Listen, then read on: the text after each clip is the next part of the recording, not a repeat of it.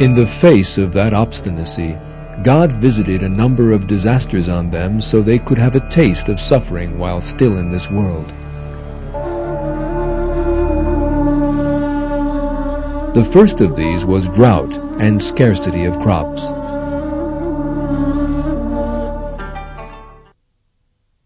We seized Pharaoh's people with years of drought and scarcity of fruits, so that hopefully they would pay heed.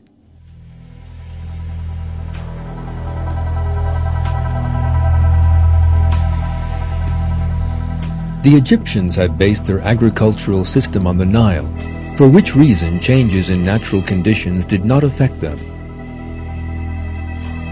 However, the arrogance of Pharaoh and his close circles towards God and their refusal to recognize his prophet led to a totally unexpected disaster being inflicted on them.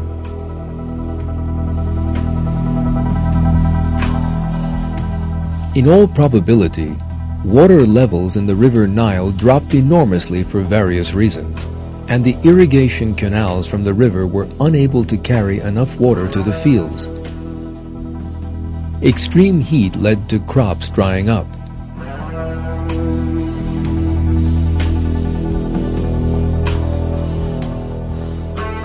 In this way, Pharaoh and his prominent followers encountered a disaster stemming from a most unexpected source, the river Nile itself.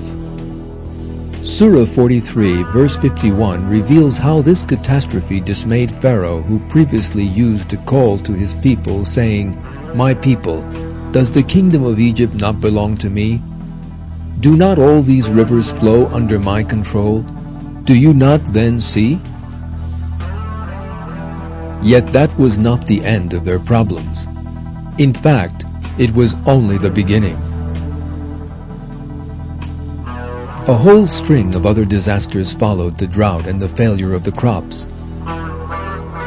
These consisted, as the Quran tells us, of floods, locusts, lice, frogs, and blood.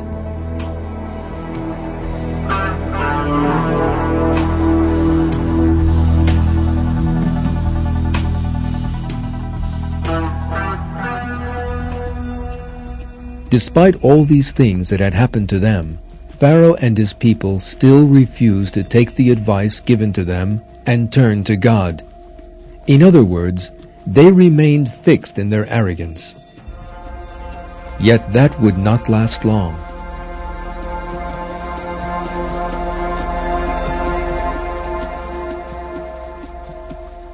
Since Pharaoh still refused to accept the might of God, despite everything that had happened, God told the prophet Musa to lead the children of Israel out of Egypt. They obeyed the prophet Musa and set out with him to leave Egypt.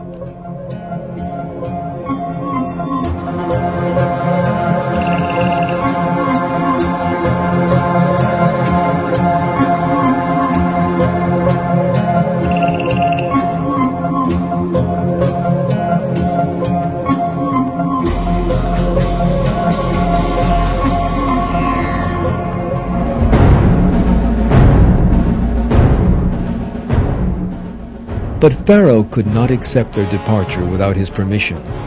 He therefore gathered his army together and set out to follow the children of Israel.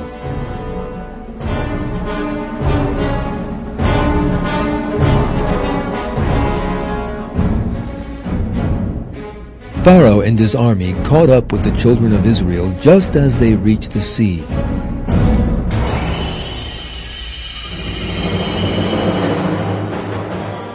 When the children of Israel saw this, some of them began to rise up against the prophet Musa.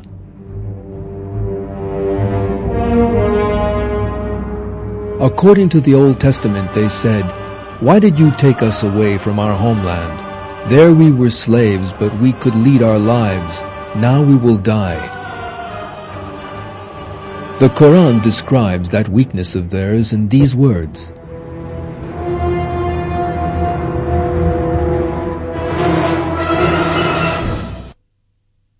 "And when the two hosts came into sight of one another, Musa's companion said, 'We will surely be overtaken.'" According to Surah 26, verse 62, The prophet Musa reassured those people who were afraid they would be recaptured, saying, "Never. My Lord is with me, and he will guide me." At that point, God again showed his support for the prophet Musa. What happened next is described in the Quran.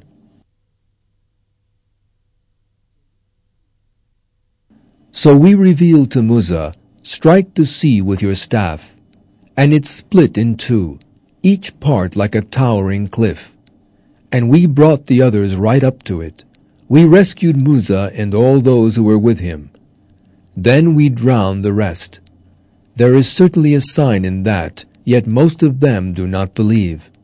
Truly your Lord is the Almighty, the Most Merciful. Quran 26, 63-68.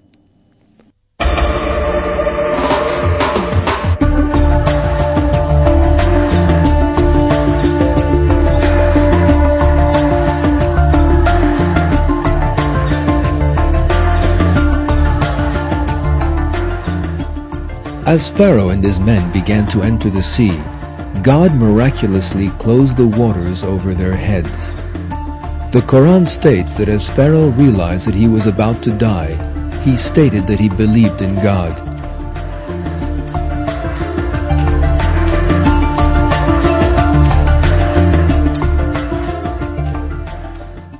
When he was on the point of drowning, he, Pharaoh, said, "I believe that there is no God but him in whom the tribe of Israel believe.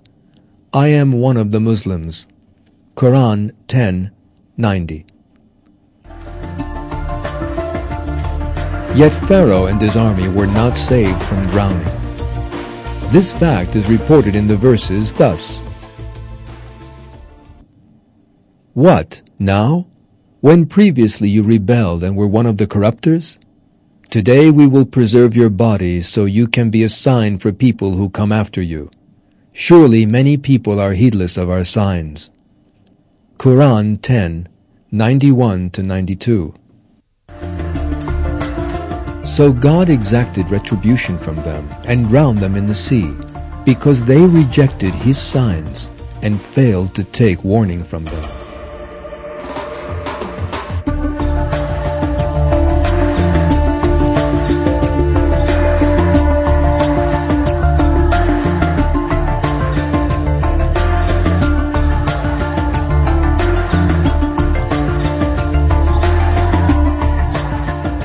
Following Pharaoh's violent death, the people of Israel set out for the land promised them by God. And we bequeathed to the people who had been oppressed the easternmost part of the land we had blessed, and its westernmost part as well. The most excellent word of your Lord was fulfilled for the tribe of Israel on account of their steadfastness.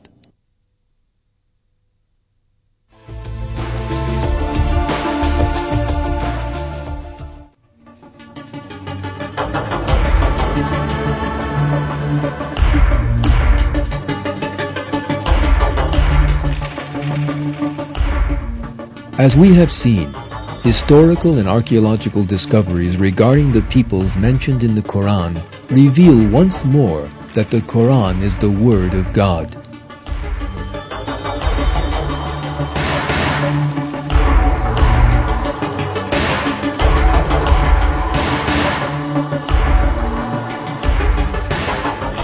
People must learn from what befell these peoples and look for means to draw closer to God.